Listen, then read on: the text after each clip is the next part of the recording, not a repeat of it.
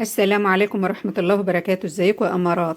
النهاردة هنعمل الشربات ده مناسب لأي حاجة حلوة ما عدا البسبوسة. مناسب للكنافة بأنواعها والقطايف ما عدا البسبوسة تاني. البسبوسة بتحب الشربات الخفيف اللي هو عبارة عن كوباية مية كوباية سكر، وبتخليه يغلي بس غلوة ولا اتنين وتقوم طافيه، بيبقى خفيف جدا. لكن ده الشربات ده تقيل تقيل، مناسب لجميع أنواع الكنافة والقطايف برضو.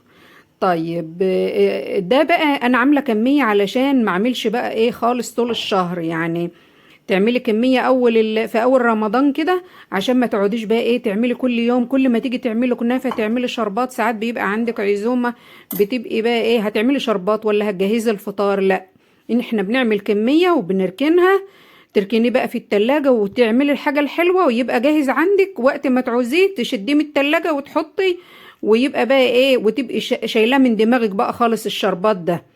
طيب الشربات ده عبارة عن ايه بقى يا جماعة؟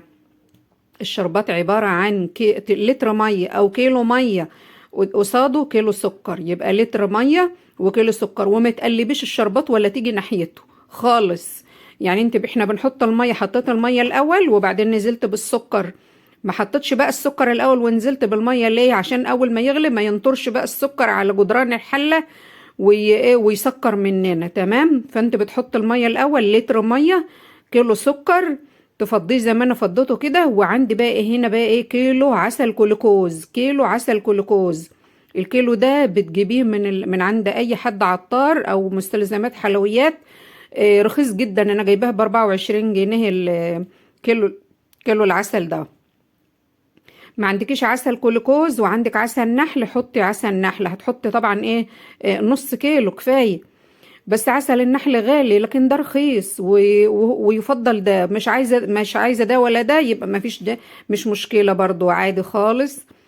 سوي الشربات بتاعك وما فيش داعي لاي حاجه.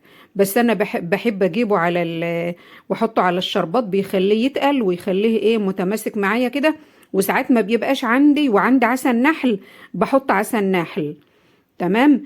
بتسيبيه بقى، ما بتقلبيش ولا بتيجي ناحيته خالص. هو اول ما يغلي بقى ال5 دقايق الاولانيين ويعمل ريم، تقشوطي بقى الريم بتاعه. وبعدين عايزه اقول لك ان انا ايه ما كانش عندي سكر ابيض.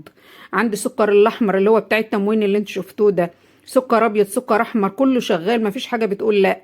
اول 5 دقايق بتسيبيه يغلي على الاخر والنار عاليه. تمام. وبعدين ايه يعمل الريم كده، تقوم مقشوطاه وبعدين تهدي النار.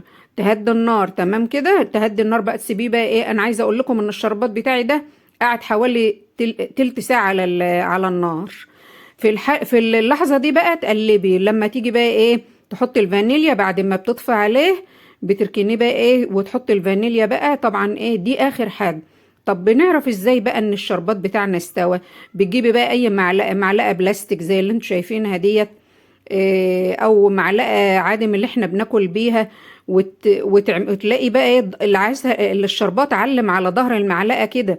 تعملوا صباعك بقى كده زي ما انت شفتوا الحركه دي، تلاقي بقى ايه صباعك علم في المعلقه، وتلاقيه بيشبط في صوابعك كده. بيشبط بقى في صوابعك كده بيزلزق بقى في صوابعك كده. يبقى انت كده ايه عرفت كده ان هو بقى ايه استوى. بتسيبيه بقى يبرد خالص، وتصبيه بقى في برطمانين ازاز زي ما انتوا شفتوا كده حبايبي. الكميه اللي اتفضلت في الحله دي بقى انا فضيتها في برطمان صغير. تاني يوم عملت بها كنافه، اللي هو الفيديو اللي جاي بقى ان شاء الله هنعمل كنافه بالمانجا. فانا بقى عندي بقى الكميه دي هتنفعني بقى طول الشهر. فانا مش هعمل شربات بقى خالص، عليه الفانيليا وعليه الليمون وعليه كل حاجه. وده كان الفيديو بتاعنا النهارده حبايب قلبي. عايزه اوريكم القوام بتاعه. بصوا قريب. لا بصي، يعني ولا تقيل قوي ولا خفيف قوي، لا حلو كده وسط، مش تقيل قوي.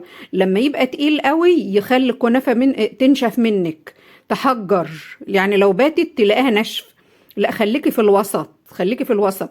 يعني تلت ساعة على النار يبقى كده قوامه حلو. ده كان الفيديو بتاعنا، واشوفكم على خير يا حبايبي.